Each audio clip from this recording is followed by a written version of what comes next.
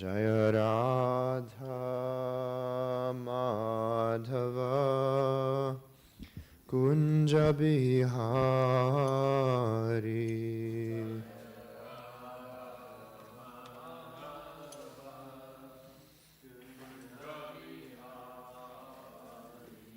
Jaya Radha Madhava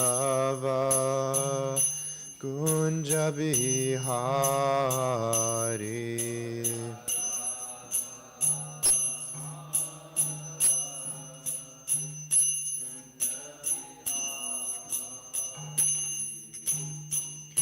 Gopi Jana Vallabha Girivaradhari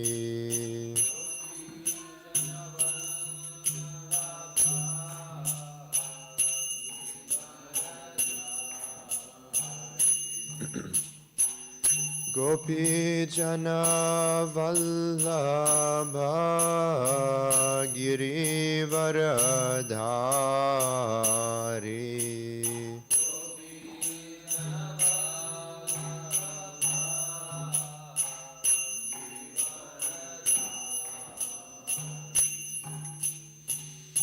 Jashoda Nandana Vraja Jana Ranjana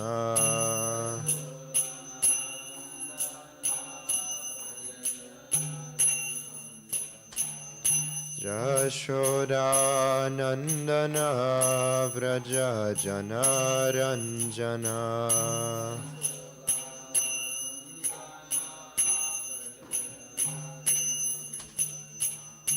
Jamuna Tira Vanachari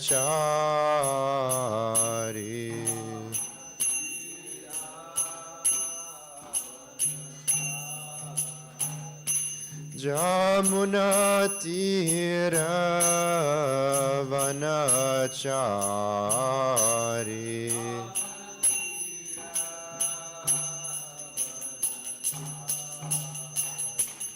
Jaya Radha Madhava Kunja Bihari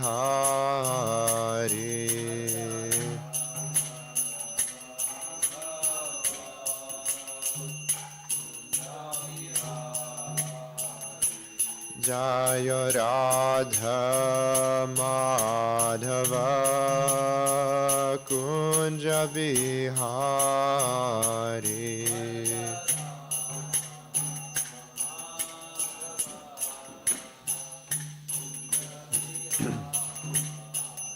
Hare Krishna Krishna Krishna Hare Hare Hare Rama Rama Rama Hare Hare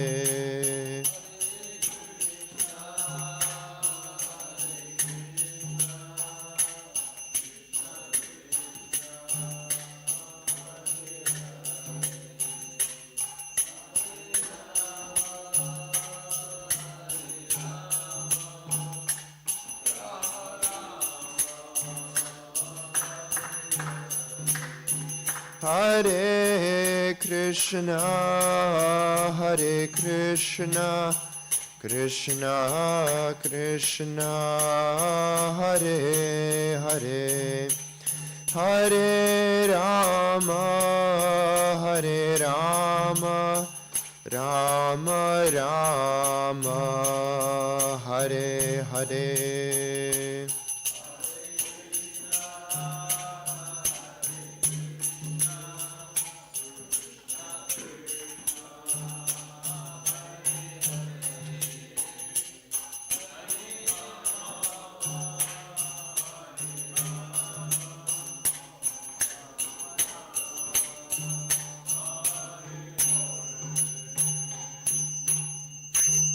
Jayam Vishnupad, Paramahamsa Parivrajaka Shotara Satashi Shrimad.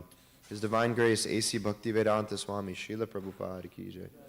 Jayam Vishnupad Paramahamsa Parivrajaka Shotara Sata Shri Srimad Srila Bhakti Siddhanta Saraswati Thakur Goswami Prabhupada Ki Jai Namacharya Srila Haridas Thakur Ki Jai Shri Ramanujacharya Ki Jai Ananta Koti Vaishnava Vrinda Ki Jai Nitai Gaura Premanandi Hari Hari Bol. All glories to the assembled devotees, Hare Krishna. All glories to the assembled devotees, Hare Krishna. All glories to the assembled devotees, Hare Krishna. All glories to Sri Guru and Sri Gauranga. All glories to Srila Prabhupada.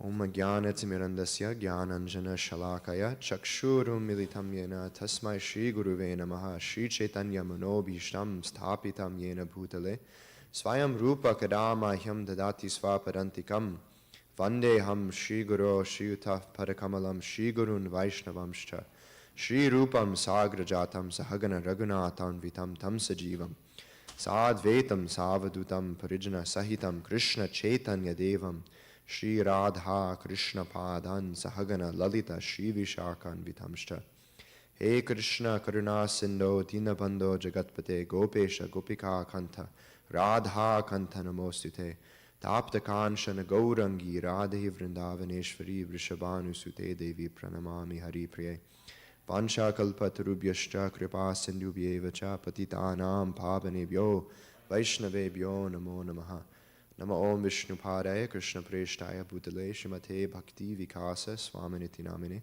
Nama Om Vishnupadaya Krishna Preshtaya Bhutale Shrimate Bhakti Vedanta Swaminiti Namine Namaste Sarasvate Deve Gauravani Pracharine Nirvishesha Shunyavadi Paschatya Desha Tarine Jaya Shri Krishna Chaitanya Prabhu Nityananda Shri Advaita Gadadhara Shivasari Gaura Bhakta Vrinda Hare Krishna Krishna Krishna Hare Hare Hare Rama Rama Rama Hare Hare Hare Krishna. Thank you to everyone for coming and for giving me the opportunity to perform some service while I'm here. Today is the appearance day of Sri Ramanujacharya. And this is actually the 1009th appearance anniversary of Sri Ramanujacharya. So, obviously we don't have time to cover everything about Sri Ramanuja, because he's a pure devotee of the Lord. His glories can be expounded upon endlessly. But I'll try to briefly go over a couple important instances of his life, and then also briefly cover specific aspects of his teachings that we can reflect upon, meditate upon today, to get the mercy of Sri Ramanujacharya.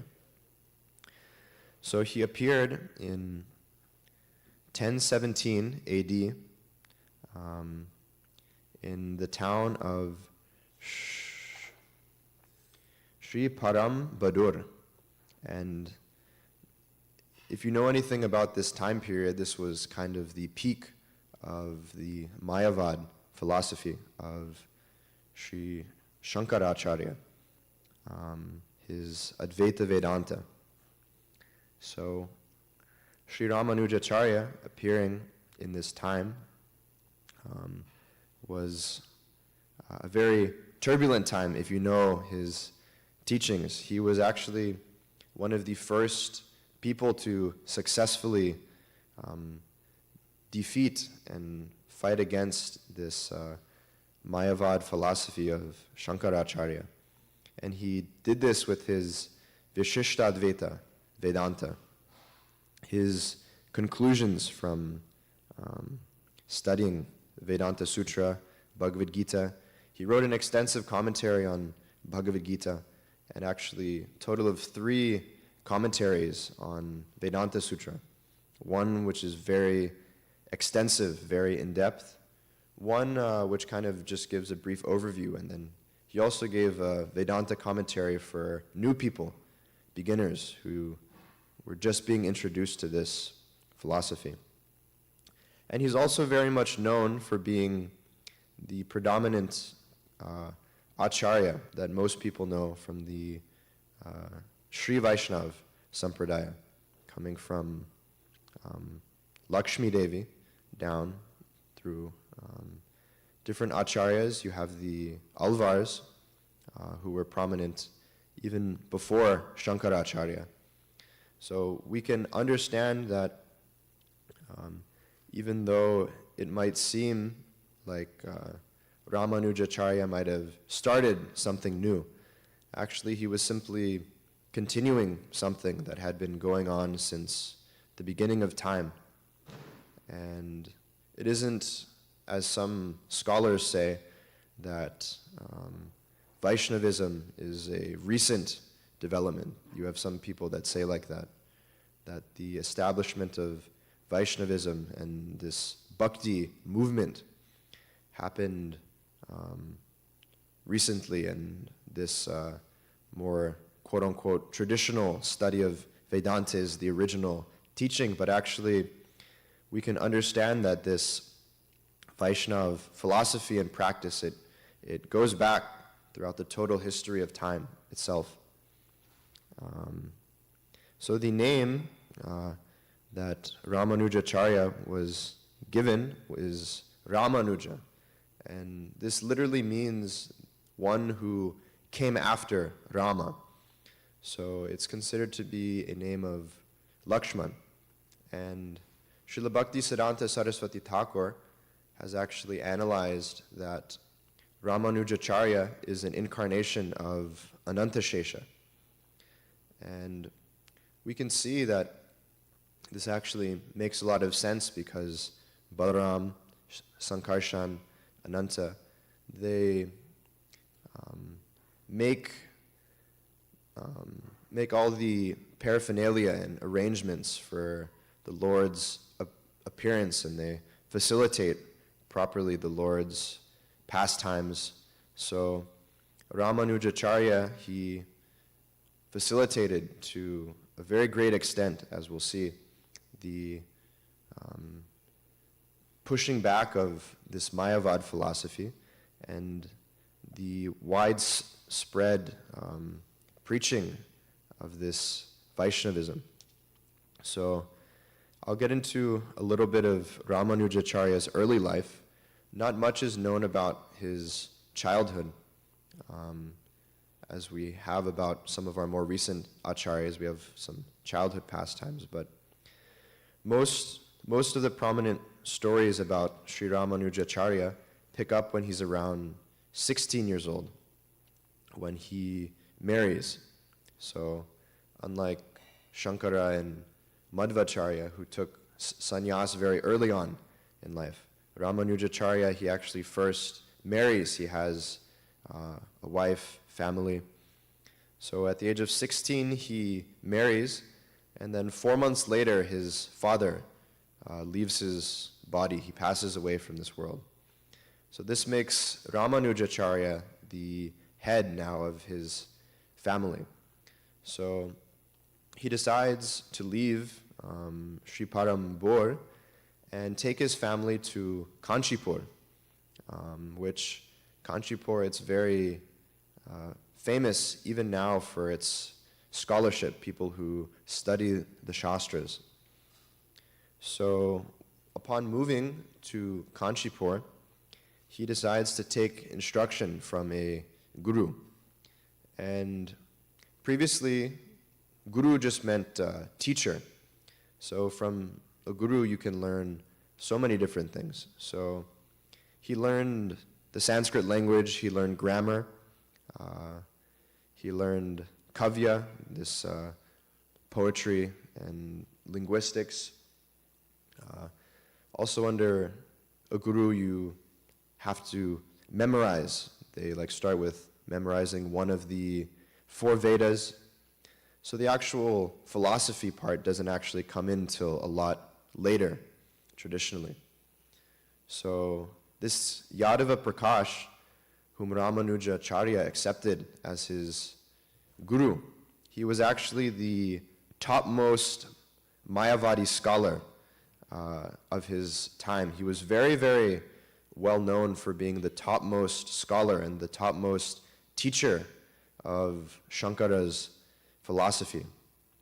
So he was very, very proud of his scholarship, his ability to bring out meanings from the Vedanta Sutras, from different texts.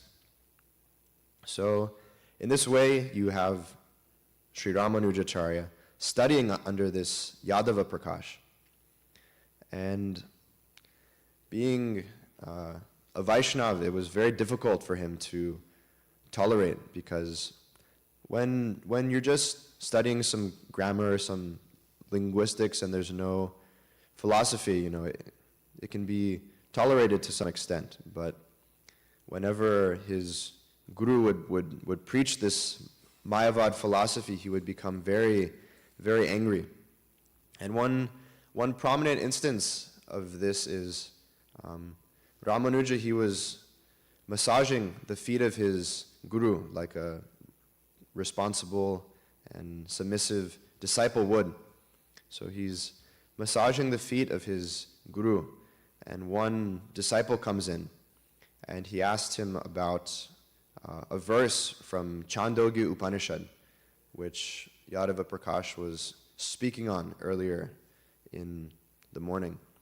And this verse, it describes the appearance of the Lord. And of course, in Mayavad philosophy, they consider the form of the Lord to be an illusion, something that's not real.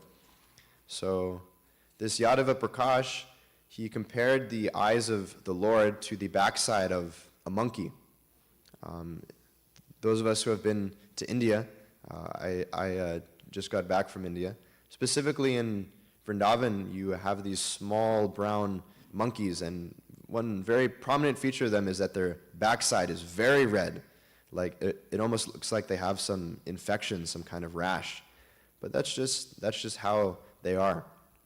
So this Yadava Prakash, he was comparing the eyes of the Lord to this backside of a monkey, which is, we can understand, this is very offensive actually, to make this comparison of the Lord.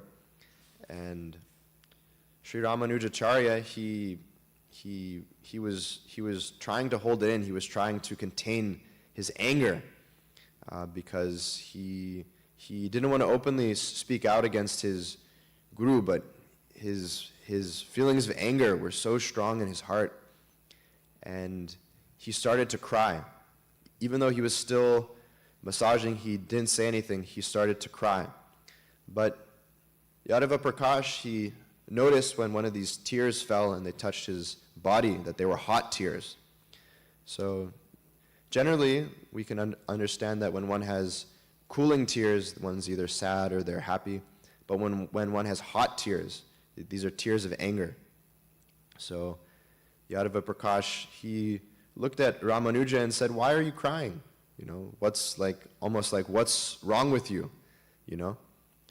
And Sri Ramanuja, he said that, I don't accept your interpretation of this verse.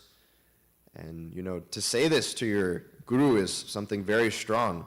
The guru is supposed to be the teacher. And if you go to your guru and say, I don't accept what you're teaching, then what kind of student are you? And this was Yadava Prakash's mood towards Sri Ramanuja. So he asked Ramanuja, if you think you know so much about everything, then what's your interpretation? If you think that you're a better teacher than me, then tell me, what is your interpretation? And Ramanuja said that, I have no interpretation because the meaning of this verse is very clear. There's no need to interpret. He said that this verse, it clearly says that the eyes of the Lord are like a lotus flower, very, very beautiful and reddish in that kind of color. And Sanskrit grammar is such where you can divide up the syllables, divide up the words and combine them to extract different meanings. And this is how the Mayavadi philosophers, they extract so many obscure meanings. But it's actually a principle of philosophy that if something is very clear, then there's no need to give some extra interpretation. If the meaning of something is very clear, then you don't need to extract some different meaning than what's actually being given. So this is what Sri Ramanuja said, that you're giving some unnecessary interpretation to purposefully defame and criticize the form of the Lord. So this was very displeasing to Yadava Prakash, and he severely chastised Sri Ramanujacharya. And then a couple of days later, Yadava Prakash, while he was teaching, he was speaking on this verse from Taittiriya Upanishad. The Upanishads, generally they're considered to be very difficult to understand because it's very few words and there's so much meaning that's packed into them. So the philosophy isn't very clear like we have in Bhagavatam, where it illustrates the principles through all these stories and questions are asked, and it's very elaborately explained. So this text goes, Satyam Jnanam Anantam Brahma. And Yadava Prakash was saying that this is what is Brahman, that Brahman is Satyam, means is truth, Jnanam, knowledge, and Anantam, unlimited. And then Ramanuja, he interrupted his teacher and said, yes, but these are simply qualities, right? There's no knowledge without some object of what is to be known. There is no truth without something that is truthful. And there's nothing unlimited without a comparison to something else that's limited. So the Mayavadi philosophers, they basically say that everything is completely one. There's no difference at all. So they say that the knowledge, the knower, and the object of knowledge, they're all the same. There's no differentiation. But Ramanuja clearly described that there can't just be knowledge. Knowledge is a quality. So he described that these are actually qualities of Vishnu, of the Supreme Person, of the Supreme Brahman. And again, Yadava Prakash, he was very angry. He severely chastised Ramanuja. And he said, if you think you know so much, you think you know better than me, then why don't you go start your own school? If you're simply going against the teachings of Shankara. So if you aren't following our teacher, then go and start your own school. And what our Gaudiya Vaishnav Acharyas show is that this Yadava Prakash, he was never actually able to refute Ramanuja's arguments. His main argument was that these aren't the conclusions of Shankara, of our teacher, so they must be wrong.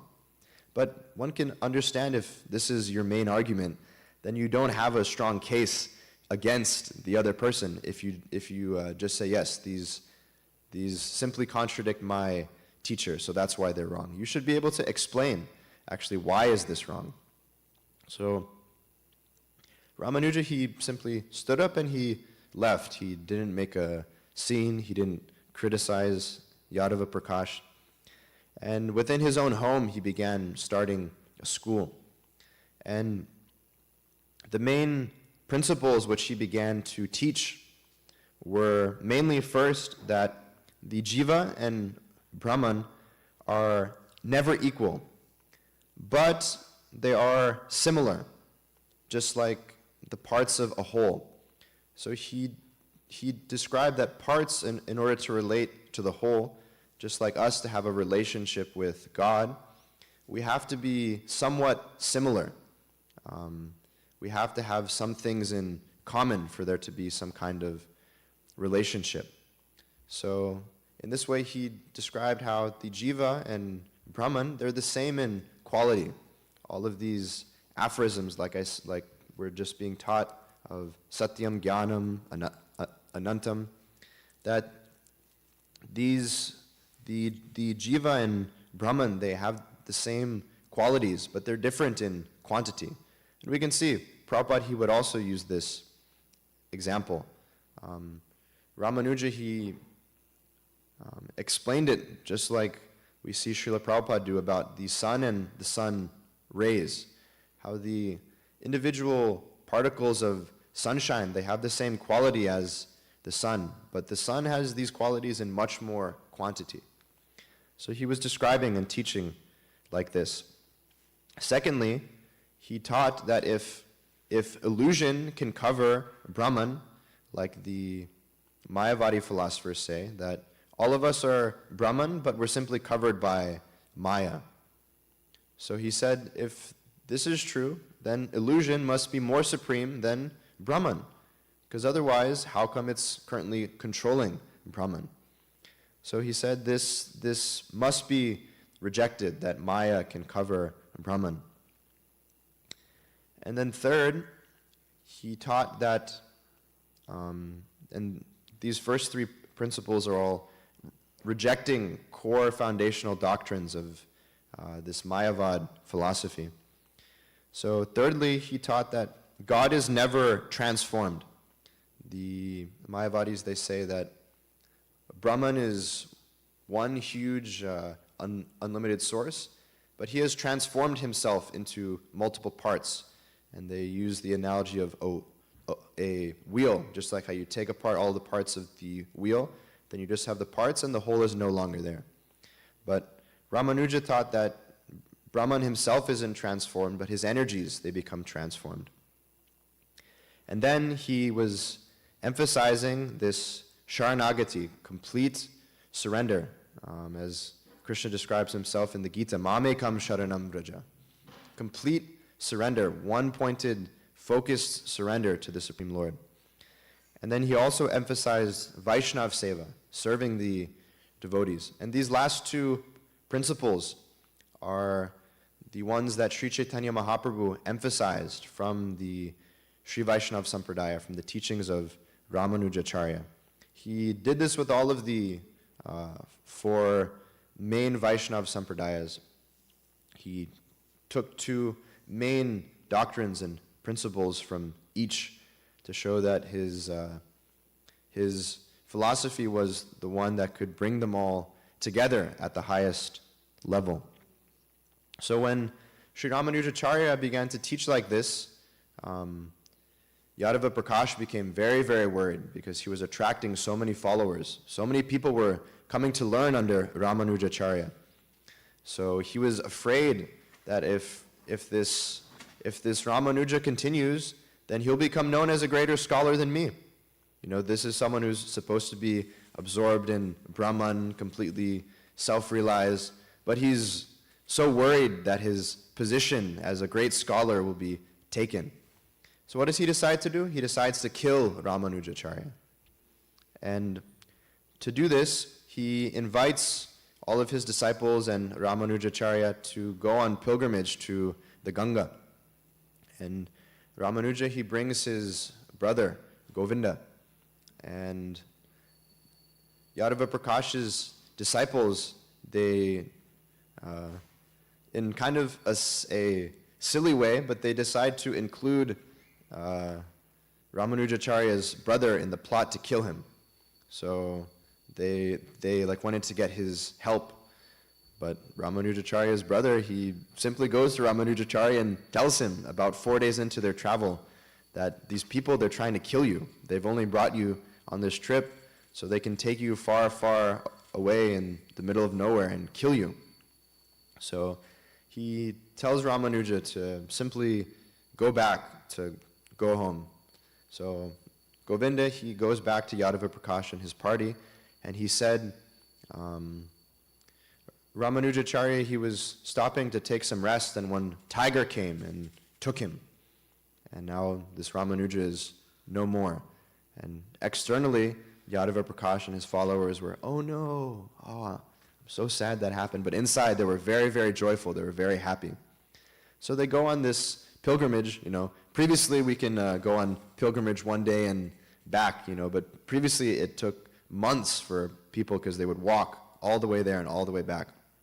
So Ramanujacharya, he's just wandering throughout the forest, and he comes upon one well, and there's a man and a woman there by the well, and they offer him some water. So Ramanujacharya, he drinks this water, and then he lays down on the ground to take rest.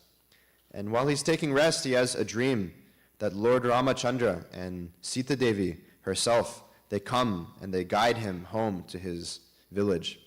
And then when he wakes up back in his village where he started his journey from.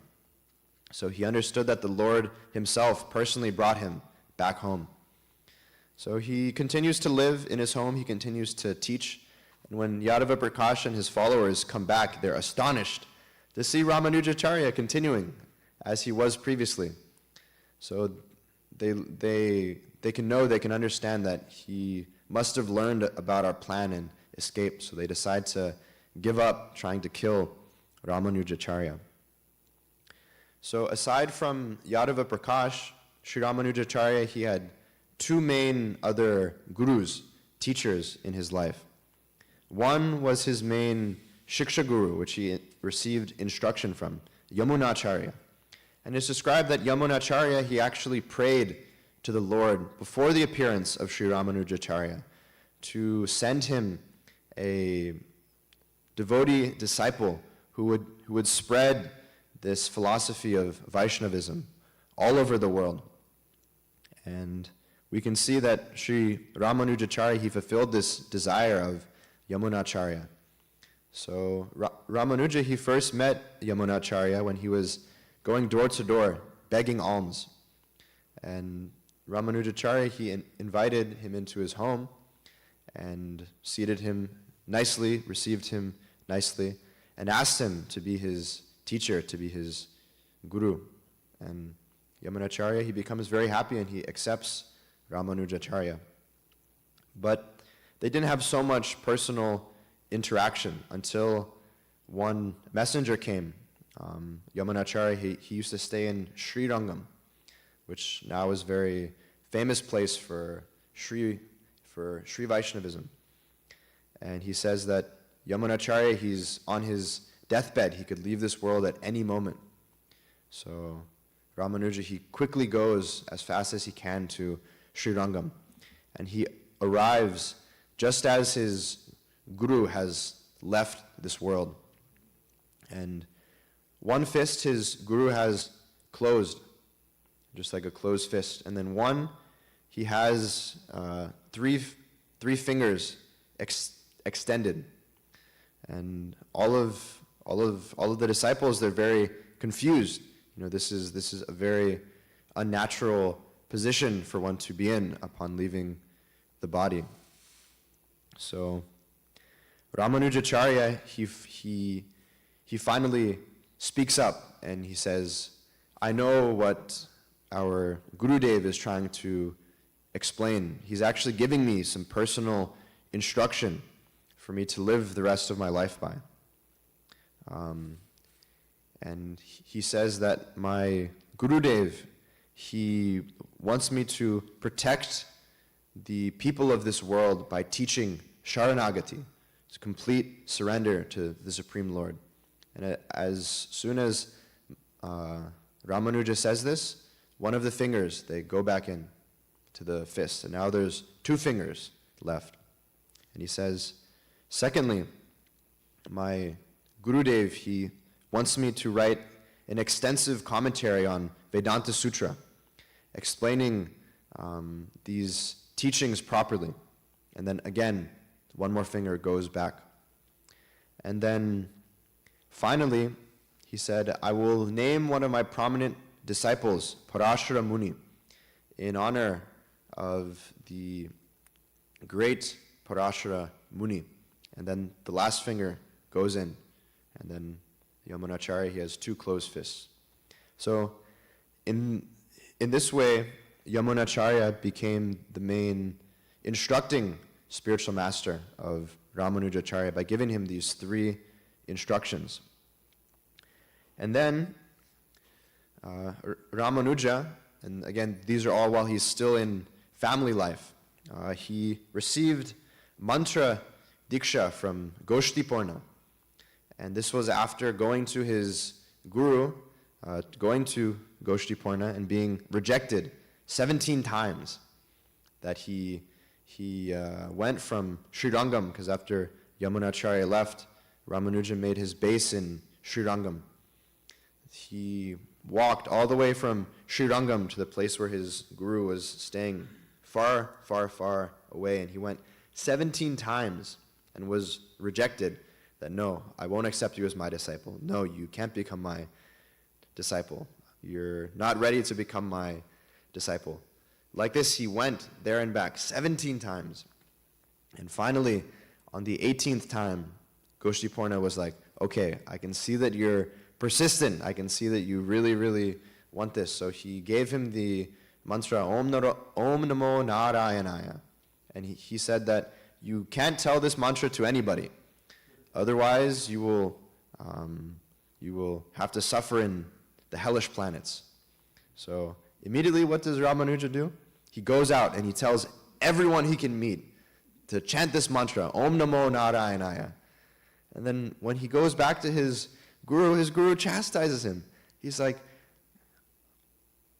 I rejected you 17 times. Finally, I accept you as a disciple. I give you 1 instruction, and immediately you disobey my instruction. What kind of disciple are you? But Ramanujacharya says that I know the benefit of chanting this mantra. So if I have to go to hell and suffer to uplift everybody else, then that is a punishment that I'm willing to take for the benefit of the whole world. So in this way, Ramanujacharya actually taught his guru that the highest principle is actually to save everybody in the whole world, not just to save oneself, but if one is actually compassionate for the fallen conditioned souls, they want to give the supreme knowledge to everybody. So in this way, this is how Ramanujacharya received both shiksha and diksha in his life. And then going through family life after his wife committed Vaishnav aparad by discriminating on the basis of caste from one great saintly person, Ramanujacharya decided to leave home and to take sannyas. And he went before the deity and he said, all I want to do is to be engaged the rest of my life in your service only. And in this way he accepted sannyas. And what's very important is that he accepted Tridandi sannyas, not Ekadandi sannyas like the Mayavadis do.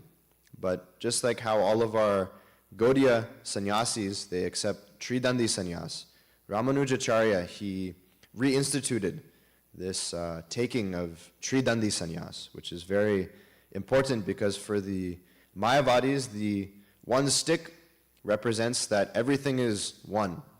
And they have this understanding that as soon as one accepts sannyas, they become Narayan. Like whenever one Mayavadi sannyasi and another, they'll see each other, they'll offer respects by saying, Om Namo Narayanaya, meaning you are Narayan, I am also Narayan, we are both Narayan. But the Tridandi sannyas danda means that one dedicates their mind, their body, and their words to the service of the Lord. So, in this way, Sri Ramanujacharya, he taught and he spread this doctrine of Sharanagati, of complete surrender to the Lord, till he was 120 years old. He lived that long, till 120. And in his time, he opened 74 centers of Vaishnavism. He had 700 sannyasi disciples and 12,000 brahmacharis serving his mission, so he made such a big impact, and this was, it's impossible to count the number of people that came and followed Ramanujacharya. And in his last days, he said, "O Lord, my body is old, my body is useless now. Please take me back and engage me forever in your service." And his disciples were very upset. They said, no, don't leave, you can't leave. So Ramanuja, he decided to please his disciples by staying for 3 more days. And in those 3 days, he emphasized these 3 points: daily Vaishnav Seva, and Sadhu Sangha, daily serving and associating with the Vaishnavas. Every day, you should make it the most important part of your life to serve the devotees. Secondly, he emphasized controlling of the senses. Very, very strongly, one should control the senses so they can achieve the highest level of realization. And finally, his last instruction was he emphasized the chanting of the holy names of the Lord, and that every day one should spend as much time as possible chanting the holy names of the Lord. So, in this way, Ramanujacharya, he fought against Mayavad philosophy and established the pure teachings of complete surrender and service to the Supreme Personality of Godhead. And we can, on this day, we can beg for the mercy and blessings of Sri Ramanujacharya to be able to serve the devotees properly without making offenses, to control our very strong senses, and to purely chant the holy names so we can come closer to the Supreme Lord. So I'll end the class here. I believe it's about time, but if someone has a quick comment or question, maybe, I don't know if we have time or not, but so if anyone has anything, maybe we could discuss a little bit. When you mentioned chanting Lord's holy name, is that meaning Harinam or Japa? Yeah, so generally they chant like this, Om Namo Narayanaya. But Ramanuja himself, he emphasized simply chanting the names of Hari, chanting the names of the Supreme Lord. So by chanting of Hare Krishna, Ramanujacharya is also very pleased, and the Lord is also very pleased. Jai. Shri Ramanujacharya ki jai.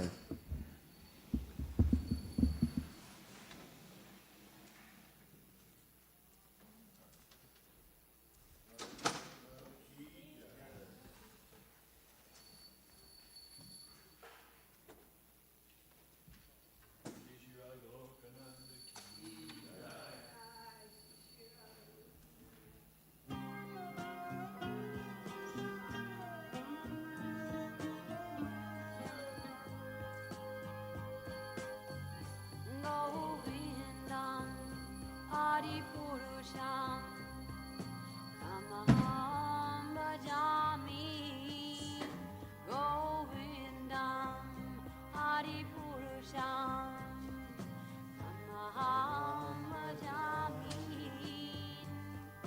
Govindam Hari Purusham Tamaham Bhajami Menam Kanvan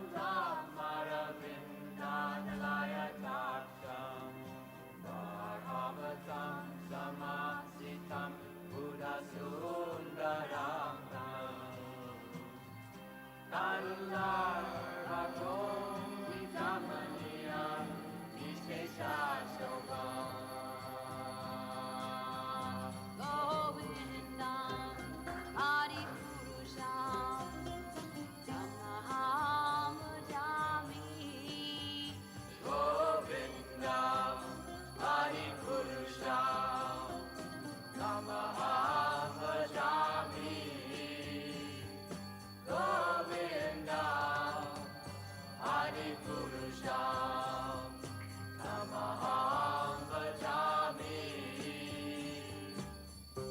Angani Yasa Sakadem Kriya Kriti Manti Vasyanti Panti Kayanti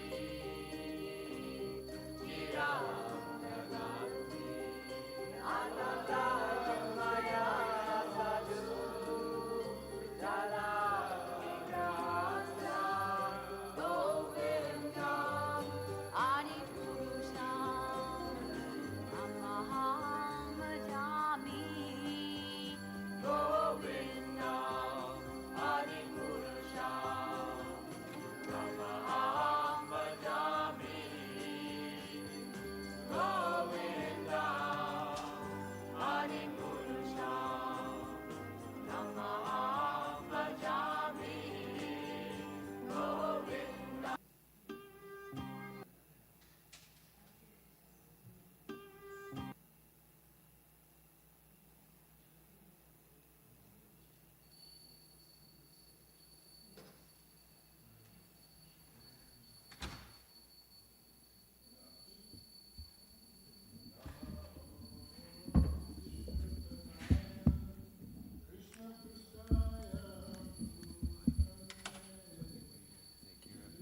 So now she's going to.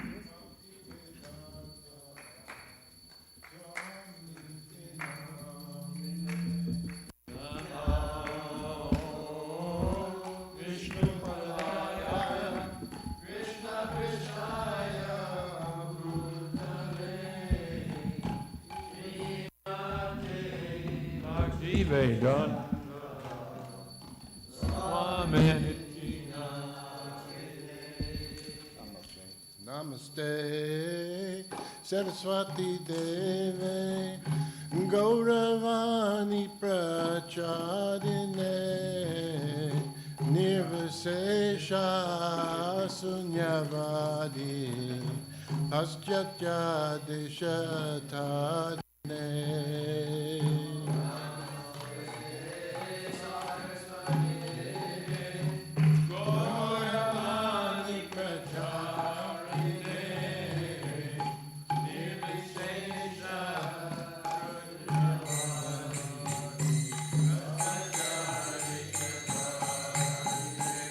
Jaya Sri Krishna Chaitanya Prabhu Nityananda Sri Advaita Gadadhar Srivasadi Gaura Bhakta Vrinda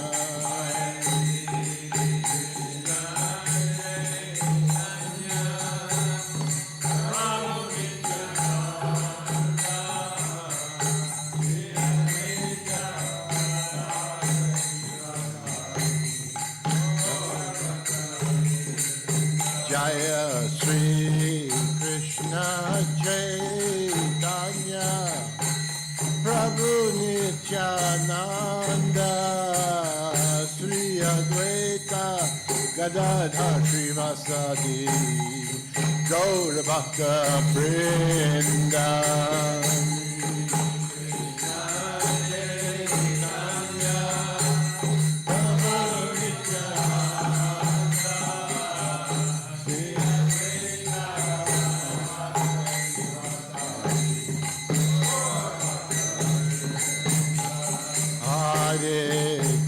Hare Krishna, Krishna Krishna, Hare Hare, Hare Rama, Rama Rama, Hare Hare.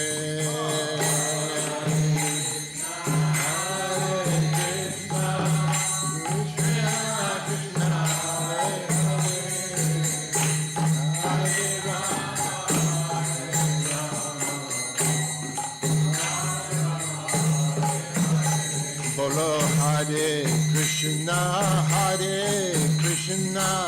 Krishna Krishna, Hare Hare, Hare Rama, Rama Rama, Hare Hare.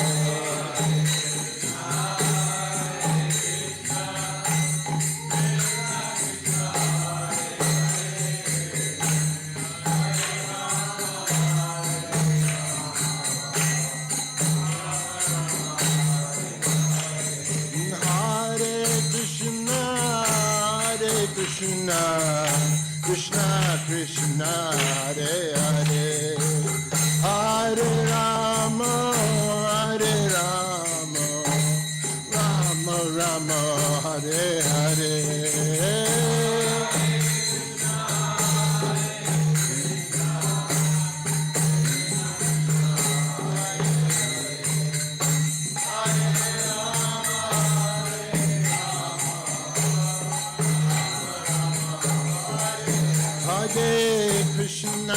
Hare Krishna, Krishna Krishna, Hare Hare, Hare Rama, Hare Rama, Rama Rama, Hare Hare.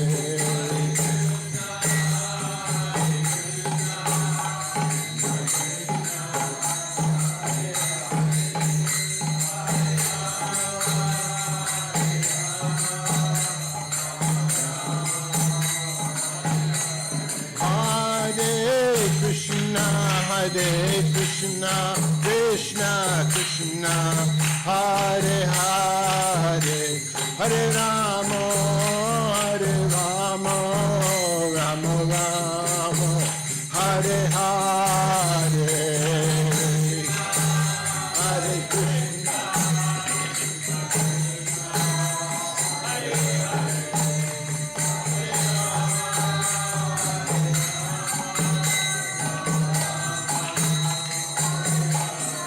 Jaya Jaya Radha Golokananda, Radha Golokananda, Radhe.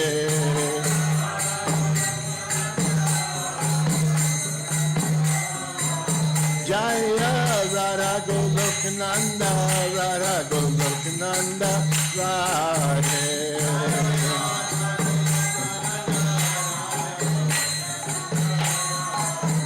Jaya Gornitai, Jaya Gornitai, Jaya Gornitai, Jaya Gornitai.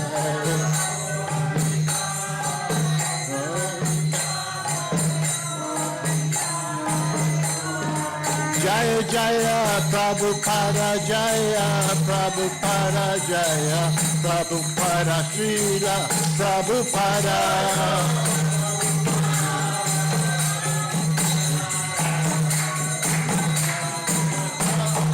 Jaya Jaya Prabhupada, Jaya Prabhupada, Jaya Prabhupada, Srila Prabhupada.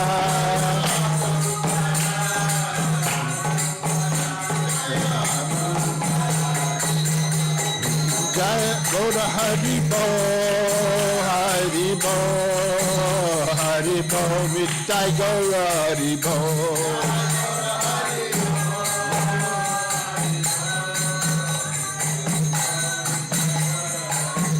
Jaya Jaya Guru Deva, Jaya Guru Deva, Jaya Guru Deva, Jaya Guru Deva.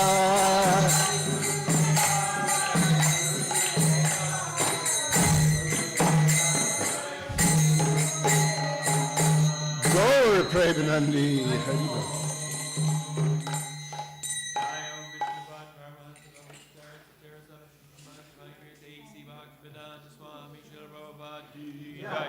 ISKCON founder Acharya Srila Prabhupada ki jai.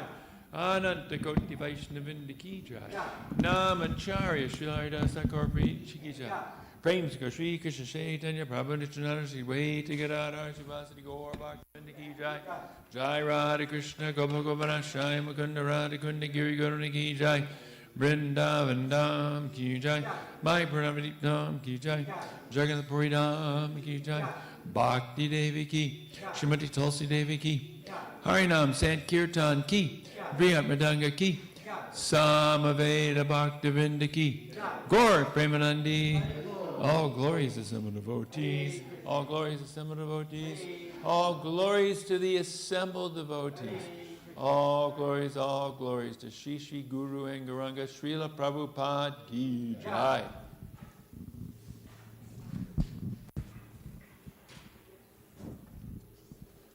Chaitadarpana Marjanam Bhava Mahadavagni Nirvapanam Shreya Kairavya Chandrika Vitaranam Vijavadu Jivanam Anandam Bhuri Vardhanam Pratipanam Purnamrita Swadanam Sarvatma Snapanam Param Vijayate Shri Krishna Sankirtanam Nam Namakari Bahudan Nija Sarva Shaktis Tatrapitani Amita Smaranena Kala Etadrishita Vakripa Bhagavan Mamapi Durdaiva Midrishamihat Janina Nuraga Trinadapi Sunichena Tororapi Suhishuna Amanina Manadena Kirtaniya Sadari Nadanam Najanam Nasundarim Kavitam Vajagadisha Kamaye Mama Janmani Janmani Ishvare Bhavadad Bhaktir Hoitaki Tvai Ainanda Tanuja Kinkaram Patitam Mam Vishameva Vambuddha Kribayata Vapada Pankaja Stita Duli Sajashim Vachintaya Nayanam Glashu Daraya Vadanam Gadgaridaya Gira Pulakarnishitam Vabhukada Tavanama Grahaneva Vishiti Yugaya Chakshusha Pravashayatam Shunayatam Jagat Sarvam Govindam Virahiname Ashlishyava Padamritam Anastumam Adarshanam Marmahata Karotuva Yatatatava Vidadatu Lampato Mat Pranatastusa Eva Napara. Victory to the Sri Krishna Sankirtan, which cleanses the heart of all the dust accumulated for years and extinguishes the fire of conditional life, of repeated birth and death. This Sankirtan movement is the prime benediction for humanity at large because it spreads the rays of the benediction moon. It is the life of all transcendental knowledge. It increases the ocean of transcendental bliss, and it enables us to fully taste the nectar for which we are always anxious. Oh, my Lord, congregational chanting of your holy name alone can render all benediction to living beings, and thus you have hundreds and millions of names like Krishna and Govinda. They're transcendental names. You've invested all your transcendental energies. There are not even hard and fast rules for chanting these names. Oh, my Lord, out of kindness you enable us to easily approach you by your holy names, but I am so unfortunate that I have no attraction for them. One should chant the holy name of the Lord in a humble state of mind, thinking oneself lower than the straw on the street. One should be more tolerant than a tree, void of all sense of false prestige, and should be ready to offer all respect to others. In such a state of mind, one can chant the holy name of the Lord constantly. O Almighty Lord, I have no desire to accumulate wealth, nor do I desire beautiful women, nor do I want any number of followers. I only want your causeless devotional service, birth after birth. O Son of Maharaj Nanda Krishna, I am your eternal servitor. Yet somehow or other I have fallen into the ocean of Please pick me up from this ocean of death and place me as one of the atoms at your lotus feet. Oh, my Lord, and will my eyes be decorated with tears of love flowing constantly when I chant your holy name? When will my voice choke up? And when will the hairs of my body stand on end at the recitation of your name? Oh, Govinda, feeling your separation, I am considering a moment to be like 12 years or more. Tears are flowing from my eyes like torrents of rain, and I am feeling all vacant in the world in your absence. I know no one but Krishna as my Lord, and he shall remain so, even if he handles me roughly by his embrace, or makes me broken-hearted by not being present before me. He is completely free from everything. For he's always my worshipful Lord, unconditionally. Shri Shastastika Ki Jai. Thank you, Radharangani, for addressing the deities so nicely and stepping up on a Monday to step in to help out. And I'm sure their Lordship Sri Sri Radha Golokananda are very happy. And thank you for the nice preparations that Sundari Radha made with the help of Daya Radhika and others. Nice class today, Prabhu. You're a very expert. It looked like you didn't even use notes. You just had it in the head. It's great. And welcome back to Omkar, Prabhu. Haribo!